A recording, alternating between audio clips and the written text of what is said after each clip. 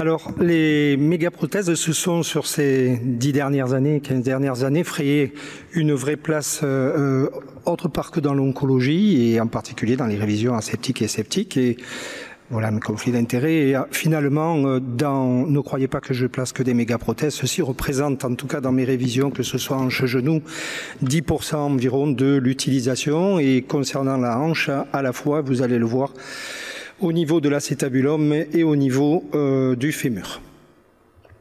Alors, pourquoi l'utilisation? Confronté à des situations de plus complexes, en particulier, vous avez ici un cas qui résume bien ce genre de situation, avec une patiente qui a une infection périprothétique, une menace fracturaire, des défects osseux importants, une fistule qui est déportée par rapport à la voie latérale. Tous des éléments donc qui peuvent pas nous permettre de parler d'antibiothérapie suppressive et qui justifient d'une solution. Et vous avez là très rapidement la solution que j'avais appliquée à l'époque, c'est-à-dire une utilisation de prothèses massives, que ce soit au niveau du fémur, mais également avec un custom 3D sur mesure en technologie additive. Et c'est un des premiers cas que j'avais traité. Alors, concernant les mégaprothèses et l'expérience que je peux vous faire, je parle ici des 84 patients que j'ai traités, en sachant que cette population, et c'est quelque chose d'important parce qu'en fait, il y a des considérations médico-chirurgicales dans la prise en charge de ces patients. La population a des caractéristiques particulières, bien entendu des problématiques locales avec des pertes de substances majeures qui justifient de l'utilisation des mégaprothèses, mais pas que. Il y a des dommages importants tissulaires avant et après la prise en charge quand on fait des débridements oncologiques pour traiter l'infection, et des problématiques de parties molles, que ce soit au niveau épidermique et les problèmes de cicatrisation, mais sur les tissus profonds. Souvent, il s'agit de patients qui ont eu des révisions. Pour ce qui est des patients infectés, il y a quand même une proportion d'infections multimicrobiennes et fungales et des résistances antibiotiques, et également des ostéites proximales fémorales étendues. Et concernant les morbidités, très souvent, il y a de multiples comorbidités. Donc tout ça a pour conséquence, bien entendu, l'utilisation des prothèses massives, l'explication aussi d'un taux de luxation itérative qui est quand même significatif, que ce soit dans la littérature ou sur ce que je vais pouvoir vous rapporter, et une fréquence importante, relativement importante, de complications locales, qu'elles soient mineures ou majeures. Et ensuite, considérant les conditions générales, les comorbidités, les infections, il y a des facteurs aggravants dont certains peuvent être contrôlés, d'autres pas contrôlés du tout, et il faut malheureusement jouer avec, en tout cas. Tout ceci se traduit sur le plan des situations préopératoires, sur le plan radioclinique, par d'une part des radiographies qu'on a bien vues tout le long de ces 2 jours, pour les cas les plus extrêmes, et surtout des patients qui ont des fonctions préopératoires, des états fonctionnels extrêmement dégradés, ce qui veut dire que l'objectif fonctionnel n'est pas nécessairement de restaurer une fonction locomotrice normale, mais bien de remettre des patients autonomes, que ce soit à domicile ou à proximité, ou plus, ce qui est quand même le cas d'une grande partie de ces patients. Les indications, vous voyez que il y a pratiquement 50%, un peu plus, d'infections. Avec une reprise partielle infectée, on a montré un cas clinique où on discutait la possibilité de faire une reprise partielle sur un patient qui avait un état général dégradé avec une antibiothérapie suppressive. Ça a été le cas là avec un custom. 2 indications de prothèses primaires un peu spécifiques et quand même 45% de révision R2 jusqu'à R8. Avec des gens donc qu'on récupère dans des contextes très particuliers. Concernant la partie infectée de la population, donc 52 infections périprothétiques sur les 24 patients, et là, soyons clairs, l'a priori est plutôt du 1 temps, avec du 2 temps qui est en fait l'exclusion des critères de 1 temps, et des fois des no-go, même souvent c'est du no-go pendant l'intervention.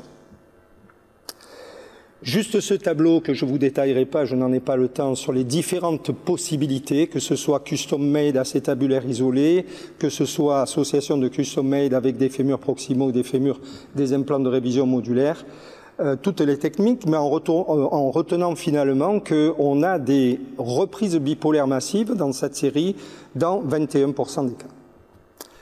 Alors, juste une considération sur ce qui nous occupe, l'utilisation de ces implants massifs. J'ai listé 4 points clés de design et en fait, On n'a pas vraiment actuellement, on n'a aucune mégaprothèse qui permet d'avoir l'ensemble de ces designs réunis. Et c'est important parce que quelquefois on est obligé de reprendre ces patients pour réajuster un certain nombre de choses et on est limité par les éléments de design, on pourrait en discuter. Concernant les reconstructions massives acétabulaires, j'utilise depuis 2012 des cotiles Custom Made Technology 3D qui ne sont pas des tri-flanges, qui sont des cotiles qu'on utilise en press-fit, vissés, avec quelquefois la jonction de plaques CT au départ. Et puis des solutions extrêmes, nous avons 4 cas donc de fémur total. Là, je vous rapporte clairement des résultats très mitigés, donc j'essaie vraiment de ne pas recourir à cette option si possible. Patrice Mertel l'a dit. Il y a quand même un cas que vous voyez à droite de la diapositive, qui est un cas très particulier de fémur total intramédulaire sur une infection à la fois hanche-genou, et qui finalement est probablement le meilleur résultat. Alors, quand on parle de prendre en charge ces patients avec des mégaprothèses, il faut assumer les complications, parce qu'il y en a un certain nombre, mineurs et majeurs. En particulier, il y a des complications cicatricielles, des événements majeurs, mineurs, qui peuvent essayer d'être prévenus, on va en discuter. Il y a un taux de luxation qui n'est pas négligeable, un taux d'infection finalement qui n'est pas le problème essentiel, on va le voir, parce que la majorité sont traitées, et finalement par rapport au type d'infection périprothétique, on obtient de bons résultats. Des éléments mécaniques précoces et lointains, et des fractures périprothétiques, c'est la marge. Alors vous voyez ce qu'on cherche absolument à éviter. Ça, c'est un patient qu'on m'avait adressé après de multiples chirurgies, et là on est dans une situation où il ne faut pas, donc il faut faire bien dès les premières révisions et les premières prises en charge, en particulier des patients infectés, et on essaie plutôt d'être dans la systématique de la photo du bas. Alors, concernant ces événements cicatriciels, nous avons, et je ne peux pas m'étendre, mais nous avons utilisé de la prévention par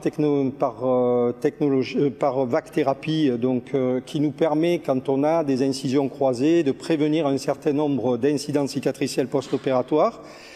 Il y a un événement que l'on a retrouvé de manière assez significative, c'est des lâchages de plans profonds qui donnent des écoulements persistants et qui sont difficiles à diagnostiquer. Donc on a pour principe, si à 3 semaines il n'y a pas d'amélioration, de faire un DER. Ça a été 3 patients.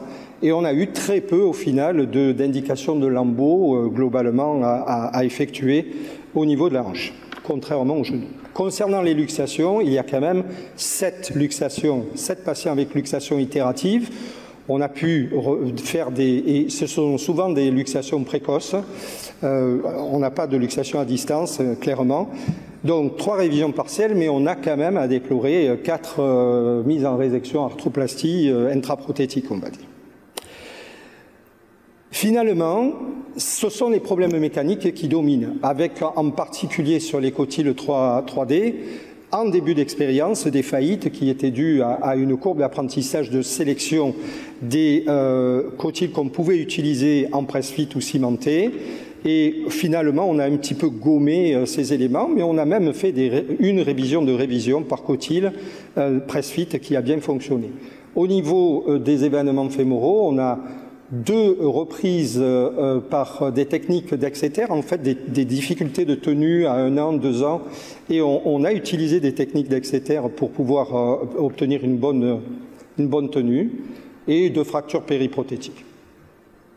9 infections, 3 qui sont des infections qui sont des nouvelles infections précoces en relation avec les événements cicatriciels sur lesquels nous avons fait des DER avec une bonne évolution, et 6 échecs donc sur des infections périprothétiques chroniques. Et vous voyez qu'on recourt à l'antibiothérapie suppressive dans 2 cas, en mise en résection dans 2 cas, et on a eu malheureusement à déplorer une désarticulation, mais qui était due au fait que nous étions sur des traitements oncologiques avec des antécédents de curage ganglionnaire et des érésipèles à répétition, et un décès à distance sur une dégradation de l'état général également. Donc je ne vais pas nécessairement détailler les résultats fonctionnels, mais globalement, là je vous parle des résultats des 60 custom. C'est un petit peu le résumé, c'est-à-dire on obtient une amélioration significative de l'état fonctionnel sur des délais qui sont de 1 mois et demi déjà post-opératoire pour l'amélioration des conditions immédiates et 6 mois pour une stabilisation de l'évaluation, sans différence significative entre le groupe des septiques et aseptiques. Donc finalement, si on regarde le retour que je peux vous faire, on a finalement un très beau taux de réussite sur l'infection, mais on peut s'y attendre puisqu'on traite d'une manière carcinologique l'infection en faisant des débridements extensifs os et parties molles. En revanche, on a beaucoup plus de difficultés sur le plan mécanique, comme j'ai pu vous le montrer, mais ça reste quand même sur des situations compliquées, un taux de survie des implants qui est plutôt bon sur une revue moyenne à 6-7 ans. Donc. Il te faut conclure, Roger. Je conclus. En conclusion, on peut dire que l'utilisation de ces prothèses massives, c'est une bonne option quand on est vraiment dans des cas extrêmes et pour les raisons que j'évoque, en sachant qu'il ne faut pas non plus les considérer comme une solution de facilité, en disant je vais utiliser une prothèse massive, je vais me faciliter la tâche, mais plutôt une manière sûre de traiter une infection complexe dans une situation complexe. Merci. Merci beaucoup.